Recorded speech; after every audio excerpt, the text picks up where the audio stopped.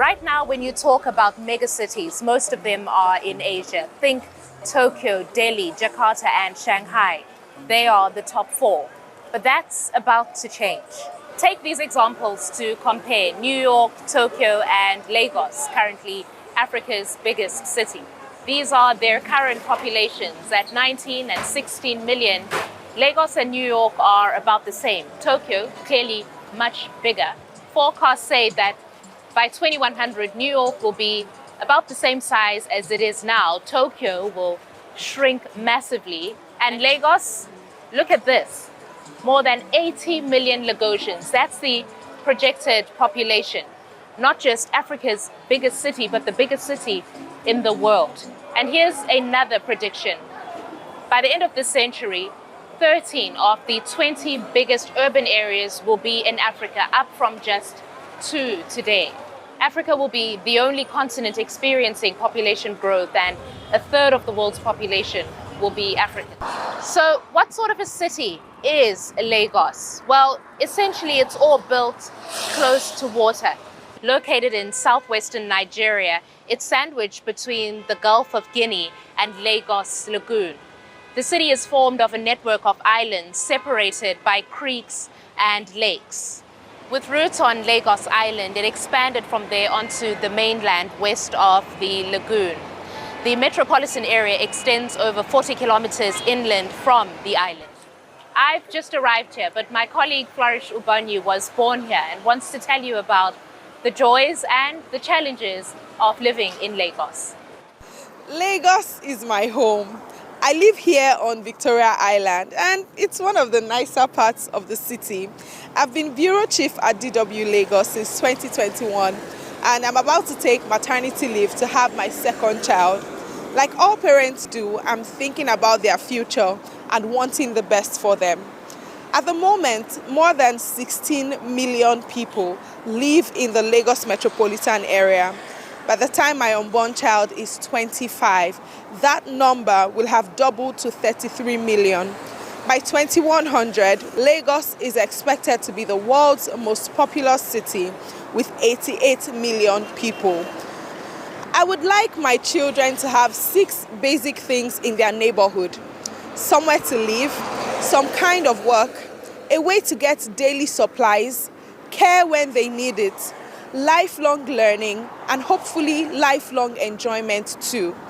Right now, these things cannot be taken for granted, and as Lagos grows, challenges to find them will grow too. Finding good accommodation is quite hard. Many people moving here from other parts of Nigeria in search of a better life or to hustle, as we'll say here, have to stay in shanties like this one. When rain falls, our house is leaking, and we don't have anywhere to go. We need to manage it because no money to go rent house. Officials keep coming and disturbing us during the day and at night. They demolish our shanty houses. They come at midnight to drive us out, or even in the early morning hours. We were left in the driving rain the last time they came to demolish our homes and burnt them down with petrol. And for wealthier people who have a house to live in, clean water is a luxury. Most families here on Victoria Island buy water from vendors because the water out their taps looks like this.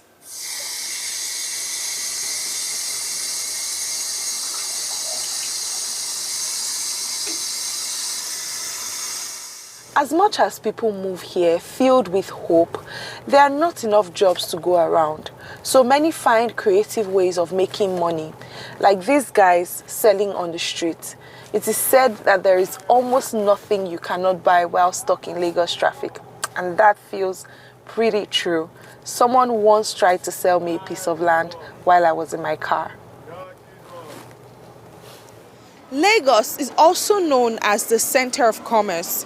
You can get almost anything you want in an open market, but they are also full of counterfeit products.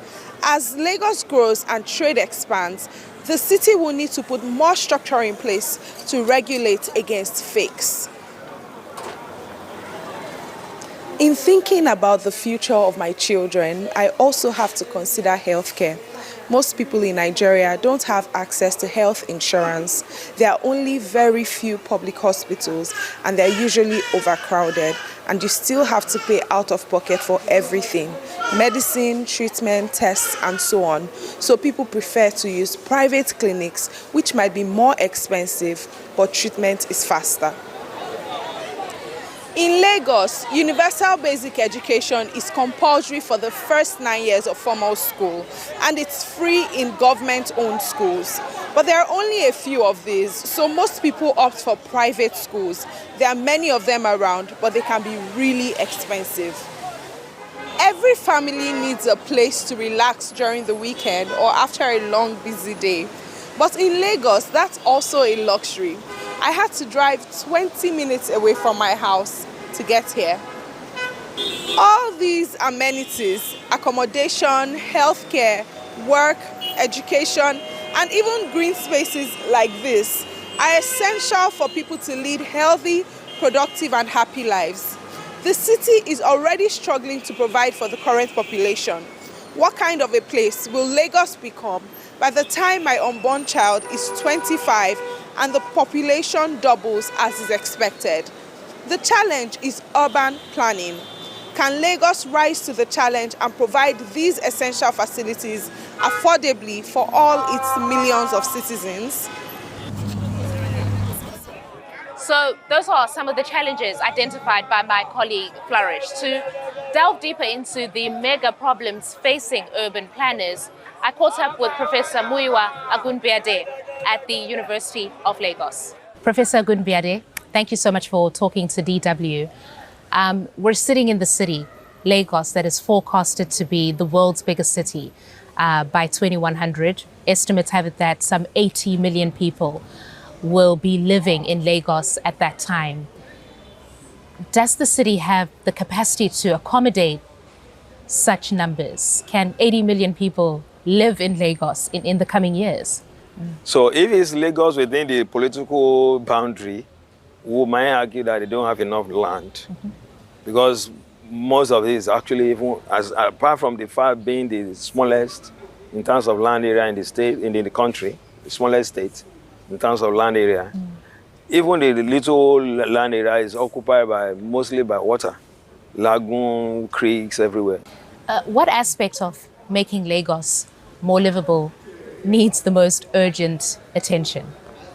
Housing and transportation, public transportation and housing. People are challenged on daily basis in terms of having access to quality housing. If you look at the population of people living in slum, in this substandard housing, it's huge. So we need to tackle the issue of accommodation and public transportation to the extent that people are able to move freely with little encumbrances in their daily routine and daily movements. What is the solution for housing? How should city planners be thinking about making sure all demographics can access housing? The major issue is this: 80% of housing units in Lagos are procured or developed by the individuals, not government. Okay. Almost 80% of the population of the residents in Lagos, they rent, they are not homeowners. In terms of intervention by government to actually make it affordable, to make people have access to housing, that means they really need to put policies in place that will encourage that. The Fashola administration started what they call Lagos Homes. With Lagos Homes, what is there is that government is trying to introduce mortgage system, because presently in Nigeria we don't have mortgage systems. And then when you don't have mortgage system, you go to the bank to borrow money, they give at a rate of 25% or thereabouts. So that means most people cannot build on their own, so they have to rely on renting or anything. In Asian cities, for example, we see the pattern of building up, also in Europe, because of the limited space. Is that something that Lagos will perhaps resemble? This we've discussed at some fora about the possibility of going vertical, but it has its own challenges and limitations. For instance, you must have good infrastructure, electricity, for instance, because anything above 4, 5 floors, the building code stipulates that you must have elevator to take people up. So if you don't have electricity, so what happens? You want to pump water to go up, you need electricity to do that. So that is the limitation for now. Do you get the impression that the authorities are thinking in the right way in terms of making Lagos more livable for the millions who already live here and the millions more who are projected to live here in the coming years? Yeah, interestingly, Lagos State government is doing a lot. The government has good intentions, but the problem is now not necessarily even the plan now, but the implementation of the plans. The ministry, department, and agencies of government are not properly coordinated to the extent that they will effectively implement this plan. As you just heard, Professor Gunbiade pointed to transport and housing as the two biggest challenges facing Lagos. Now, DW's Olisa Chukwuma knows his way around town, even when the exact route can be a challenge to navigate. As someone who is always out and about in the city of Lagos, getting to my destination on time and in the quickest way possible is almost a daily target. So how can one get from point A to point B in Africa's most populous city?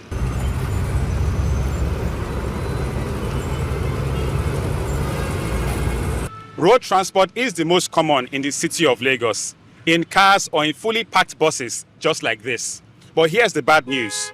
Lagos is ranked one of the worst cities in the world when it comes to traffic. You are either stuck in it or trying to avoid it. We don't have any option. That's why we are doing it. It has been master to us. Anytime we see Odop or go slow, we have to walk. There's no any alternative way to pass.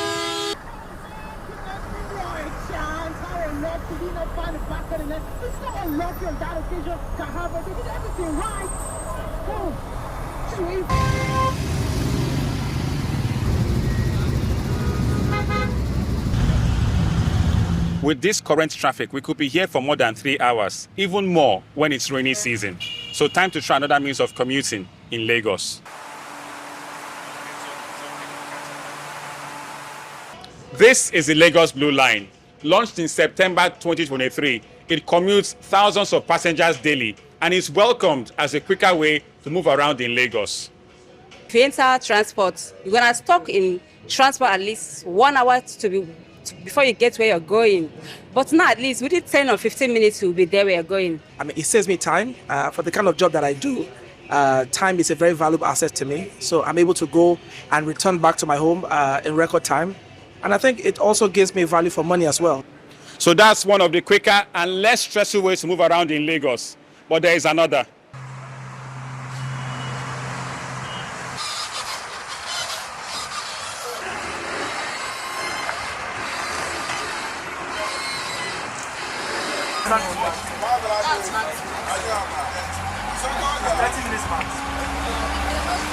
In the last couple of years, water transportation has seen an increase in the number of passengers. It's getting more popular, and in boats like these, you can travel to far distances in Lagos in less than an hour.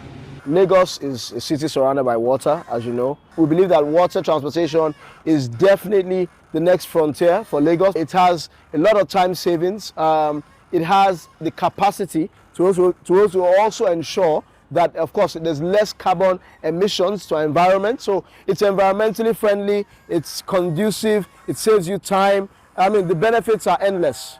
Safely back on dry land, I have another way to get around the city. Cycling is definitely healthy and cleaner, but presents some challenges too. I'll be riding my way to get some food. See ya. Olisa Chukwuma there proving that two wheels can be good. But what can break the stranglehold of the internal combustion engine? Well, I spoke to Ladi Lawinson, the former transport commissioner for the Lagos state government. Road has been the dominant mode of transportation for us for many years, all right? And putting into consideration that Lagos has a very finite land mass, which means it's already determined. It's not going to grow any more than that. And our population keeps growing at an exponential rate. It'll get to a point where you can only have so many cars on the road. And then when you add to that Lagos is blessed with an abundant water body that we're yet to make any appreciable impact in terms of its usage, then clearly that means that beyond road, we have to look to the other two possible modes of transportation for Lagos State, which will be the rail, which we're doing to some extent, and the water, which we're not doing to any level at all. Let's pick up with water transportation. It's been described as the next frontier for mobility in Lagos. What kind of potential does it have? Lagos, as a state, has a very huge water body, like I said earlier, which we haven't used at all. If you look behind me now, especially we're getting towards peak time now, you see that the cars are almost at a standstill, very slow moving traffic. But just beyond that, you see the waterways are virtually empty. So that means that the intelligent way forward for us as a people is to transfer a lot of that pressure that we put on the roads onto the waterways so that we can convey people in large numbers from different parts of Lagos to the next through the waterways. One of the points to be made is that we're not just talking about passenger traffic, but also cargo. Absolutely. You'll find out that the reason why our ports are not as efficient as they should be, we have one of the least efficient ports even in Africa, the statistics are there, is because most of the cargo, virtually up to 90% of them move through the road mode, not even rail. So, and of course, when all that pressure, even from the cargo, comes on the road, it adds to the congestion in addition to the passenger one. So as we put pressure on passenger on the water, we also need to move cargo through the waterways. The containers can go on barges. What kind of investment will it take to be able to scale up water transportation so as to alleviate the pressure on the country's roads and reduce that congestion? Put it this way, we do invest a lot of money on the vehicles that ply our roads anyway. I'm talking about private cars, I'm talking about commercial vehicles. So we spend a lot of money on those as well. Even government spends a lot of money on buses. All the buses that Lagos State runs, most of them are bought by Lagos State government. And then even the corporate organizations spend a lot of money on staff buses and those sorts of things. So those sorts of monies need to be deployed to acquire watercraft. You make the case that government should subsidize transportation. Could you elaborate on that for us? If we were to bring good quality international standard mass transportation to the reach of the common man, there has to be some element of government subsidy. And it's done all over the world, even in developed countries. What is the potential for rail transportation in Lagos? Well, the good news is Lagos State has invested massively in rail. You would have seen in recent years, we commissioned the rail, the blue line, which started, the red line is about to come on stream. But I must tell you that expenditure or investment in rail is very capital intensive. So it's not, rail is one of the most expensive in terms of capex, capital to get it started, you know. So that is ongoing. Lagos State's plan for the rail should continue, but I think there needs to be the same measure, if not a higher concentration of investment in water transportation. It will be much cheaper to achieve the same result, and it will give us the diversity that we need to operationalize all those modes that are open to Lagos State with our natural resource gift that we have. But perhaps the biggest shadow hanging over Lagos is climate change. And here the forecasts are worrying. Take a look at these predictions for the areas below the annual flooding levels in the city in 2030. That's a combination of the projected sea level rise and the annual floods. The red areas have no natural barriers to the lagoon and open ocean. Look at how vulnerable those low-lying areas become by 2100. Vast tracts of the city are set to be rendered uninhabitable by flooding as the water eats its way into the landscape of Lagos. And that could yet be a challenge for one of the most impressive attempts to turn Lagos into a modern and sustainable city. This huge estate being raised out of the sand on Victoria Island is basically a city within the city. And what makes it unique is that it's built on what used to be water. This sprawling development is a new coastal city under construction on Victoria Island in Lagos. Eco Atlantic is built on 10 million square meters of land reclaimed from the Atlantic Ocean. The area was land about a century ago, but ocean surges caused its erosion. Developers poured vast amounts of sand into the ocean to make dry land for the city. To keep the sea in its place, engineers built the Great Wall of Lagos, an 8-kilometer buffer made of 12 layers of rock and concrete going as deep as 18 meters underwater. The project is far from complete, but the vision is to build the Dubai of Africa. Louisville is one part of that plan. We have 2 towers. The 2 towers are residential. Then we have a commercial podium that sits shopping complexes, offices, cinemas, multiplex, entertainment studios. Then also we're going to have a sporting center, which is sitting on top of the retail mall. So we're calling that Floating Sports Club. We are aiming to do many more projects within the same ecosystem, ensuring that we put the marker for sustainable living in Nigeria and in Africa worldwide. Eco Atlantic is seen as part of the solution to the housing shortage in Lagos. Plans show the estate has the capacity to accommodate up to 300,000 residents. But an apartment here costs nearly $1 million, making it an enclave for the super rich. It's been almost 15 years since the Eco Atlantic project started, and it's still pretty much an empty construction site. Investors have been slow to put their money into the development. But in sharp contrast, informal settlements like this are springing up and growing rapidly in Lagos. Millions of people in Nigeria's economic hub live in communities that get on without public services. People are here, most people that cannot afford a better house, we manage here. We are just pleading for the government to leave us to stay because there's nowhere to go. Now we know in Lagos to get a house is not easy. They should build apartments for us. For we. Ones with kitchens, bathrooms, living rooms, and toilets.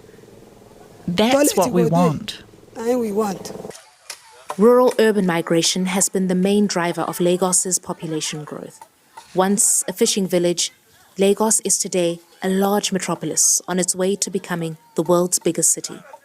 Making it more livable for the millions already here and the millions more to come will be no small feat. And here's a thought to end on. If these forecasts come to pass, there'll be more people living in Lagos than the whole of Germany. Well, it's been good having your company. And as I said, as we started this journey through Africa's biggest megacity, I'm a newcomer here, and I've been keeping a photo diary of my first impressions. I want to share some of those pictures with you. Until next time, bye-bye.